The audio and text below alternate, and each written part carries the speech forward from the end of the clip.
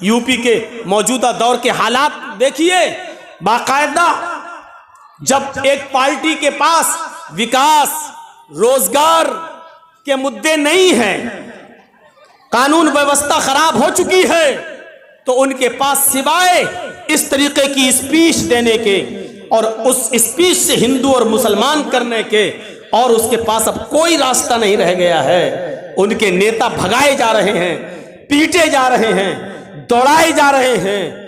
हालत यहां तक हो चुकी है कि वो अपने स्टेज पर खड़े होकर कान पकड़कर उठा बैठक भी लगा रहे हैं कि हमने 5 साल में कोई काम नहीं किया, हमें क्षमा कर दो, इस मर्तबा एक बार और मौका दे दो, हम देखिए 5 साल में हम तुम्हारे लिए क्या करेंगे। ये सूरत हाल पैदा हो चुकी है। लेकिन उनके बड़े बड़े मंत्री आज भी ध्रुवीकरण करना चाह रहे हैं। देखो हमने राम मंदिर बनवाया या नहीं, देखो आजम खां जेल में है या नहीं, देखो मुख्तार अंसारी जेल में है या नहीं, देखो हम अगर सरकार में नहीं आए तो आजम खां छूट जाएगा, मुख्तार अंसारी छूट जाएगा, अतीक अहमद छूट जाएगा। इस तरीके की भाषा यूज करके और सिर्फ मुस्लिम क्रिमिनल लोगों का नाम लेकर ध्रुवीकरण करने की कोशिश करके मुसलमानों को किसी न किसी शक्ल में इंसानियत से निकालने की कोशिश की जाती है कि ये इंसान ही नहीं है। कभी हिजाब का मुद्दा उठाकर, कभी आप देखिएगा इसके बाद फिर एक मुद्दा उठेगा,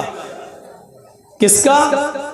जनसंख्या बढ़ रही है, अब एक कानून लाया जाए, हम दो हमारे दो, एक दबेगा दूसरा उठेगा, दूसरा दबेगा तीसरा उठेगा, तीसरा दबेगा चौथा उठेगा, ये एक एक करके उठेंगे। क्योंकि अब राजनीति के लिए यही चीज रह गई है, जो जितना ज्यादा मुसलमानों को अलग करके हिंदुओं को एक कर दे, वो समझता है कि मैं ही बस बादशाह बन सकता हूं, मैं ही राजा बन सकता हूं। इसलिए आज के इस दौर में इंसानियत के मौजू पर गुफ्तगू करना बहुत जरूरी है। इस्लाम, मैं डंके की चोट पर कहता हूं, इंसानियत का सबसे बड़ा दर्स और इंसानियत का सबसे बड़ा पाठ अगर किसी ने पढ़ाया है तो वो इस्लाम है। ऐसी इंसानियत आपको कहीं नहीं मिलेगी। आइए पहले कुरान की 1-2 आयतें पढ़ते हैं, तर्जमा करते हैं और आपको बताते हैं कि इंसानियत कहाँ है। वलक़द कर्रमना बनी आदम वहमलनाहुम फिल बर्रि वल बहर वरज़क़नाहुम मिनत तय्यिबात वफ़ज़्ज़लनाहुम अला कसीरम मिम्मन ख़लक़ना तफ़ज़ीला। कुरान की इस आयत पर गौर कीजिए। यहाँ मुसलमान और हिंदू का नाम नहीं लिया जा रहा है। अल्लाह कहता है हमने आदम के हर बेटे को इज्जत दी है। वकर्रमना बनी आदम, मैंने आदम के सारे बेटों को, आदम की सारी औलाद को हमने मुकर्रम बनाया है, हर एक को इज्जत दी है। हिंदू भी बाइज्जत है, मुसलमान भी बाइज्जत है, सिख भी बाइज्जत है, जैनी भी बाइज्जत है।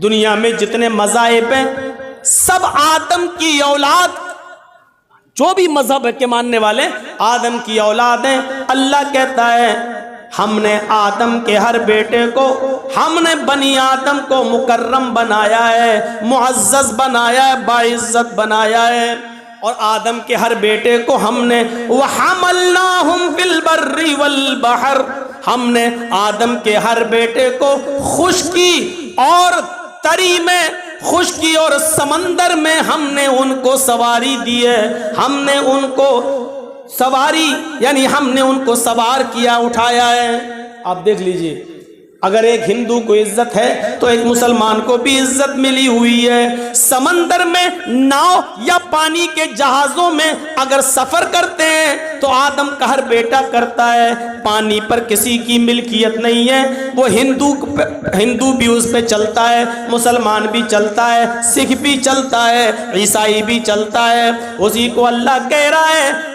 दुनिया में पानी में भी और खुश्की में भी, जमीन पर भी ये सवारियां हमने सबको दी हैं। किसी एक को इसका मालिक नहीं बनाया है। अल्लाह ने हवा बनाई है, ये किसी एक के लिए नहीं, हिंदू मुसलमान सिख ईसाई सबके लिए है। آپ اللہ نے پانی برسایا ہے ہندو اور مسلمان، سکھ اور عیسائی سب کے لیے ہے۔ اللہ نے سورج کی روشنی دی ہے ہندو اور مسلمان، سکھ اور عیسائی سب کے لیے ہے۔ فرمایا جب ہم نے اپنی ان چیزوں میں بھید بھاؤ نہیں کیا ہے تو تم بھید بھاؤ کیسے کر سکتے ہو؟ اگر تمہارا کوئی پڑوسی غیر مسلم ہے، اگر تمہارا کوئی پڑوسی ہندو ہے یا تمہارا پڑوسی عیسائی ہے یا تمہارا پڑوسی سکھ ہے یا جینی ہے، اور تم پیٹ بھر کے کھانا کھا کر سو جاتے ہو اور تمہیں معلوم ہے کہ میرا پڑوسی بھوکا ہے، اللہ کی قسم 5 وقت کی نماز پڑھنے کے باوجود تم مومن نہیں ہو۔ فرمایا واللہ لا یؤمن، واللہ لا یؤمن، واللہ لا یؤمن، اللہ کی قسم وہ مومن نہیں، وہ مومن نہیں، وہ مومن نہیں جو خود پیٹ بھر کے کھانا کھا لے، جو خود پیٹ بھر کے کھانا کھا لے اور اس کا پڑوسی بھوکا سو جائے۔ ہندو اور مسلمان کی کوئی قید نہیں لگائی جا رہی ہے، یہ انسانیت بھرا درس اگر دنیا کی کسی مذہب کے اندر ہے تو وہ اسلام دیتا ہے۔ ہر مذہب دیتا ہے کسی نہ کسی شکل میں۔ میرے پیارے ساتھیوں، ہم آج ہندوؤں کو مسلمانوں سے اور مسلمانوں کو ہندوؤں سے لڑانے کی کوشش کر کے ہم اس خون کی لاشوں پر کرسیاں جمانے کی کوشش کرتے ہیں اور کرسیوں پر بیٹھنے کی کوشش کرتے ہیں۔ اللہ کہتا ہے ہم نے آدم کے ہر بیٹے کو عزت دی ہے، ہم نے آدم کے ہر بیٹے کو خشکی اور تری میں، پانی میں اور زمین میں سواری دی ہے۔ وَرَزَقْنَاهُم مِّنَ الطَّيِّبَاتِ، آسمان سے بارش برسا کر کھیتوں میں جو اناج پیدا کیا ہے، پاکیزہ رزق اتارا ہے، وہ بھی میں نے سب کو دیا ہے۔ وہ ہندوؤں کو بھی دیا، مسلمانوں کو بھی، سکھوں کو بھی اور عیسائیوں کو بھی۔ ہندوؤں کے کھیتوں میں بھی اناج پیدا ہوتا ہے، مسلمانوں کے کھیتوں میں بھی، سکھوں کے کھیتوں میں بھی اور عیسائی کے کھیتوں میں بھی۔ ہم نے کوئی بھید بھاؤ نہیں کیا ہے، لہذا تمہیں بھی کسی کو بھید بھاؤ کی نظر سے نہیں دیکھنا ہے۔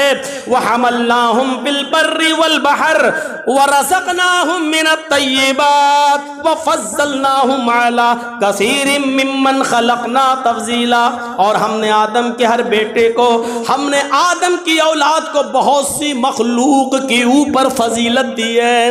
بہت سی مخلوق کو یہ مقام حاصل نہیں ہے جو ہم نے انسان کو دیا ہے، مسلمان کو نہیں، انسان کو دیا ہے۔ یعنی انسان میں ہندو اور مسلمان سب شامل ہیں۔ یہ قرآن کہہ رہا ہے، قرآن یہ ہمیں بتلا رہا ہے کہ ہر آدم کا بیٹا باعزت ہے، آپ کسی کو بھی ذلیل کرنے کا حق نہیں رکھتے ہیں۔ اللہ کہہ رہا ہم نے سب کو معزز بنایا، سب کو محترم بنایا، سب کو ہم نے عزت دی ہے۔ آپ کون ہوتے ہیں کسی کی عزت کو بدنام کرنے والے؟ آپ کون ہوتے ہیں کسی کی عزت سے کھلواڑ کرنے والے؟ آپ کون ہوتے ہیں کسی کی عزت کو اس کے سر سے اتار کر زمین پر روننے والے؟ آپ کو یہ حق اللہ نے نہیں دیا۔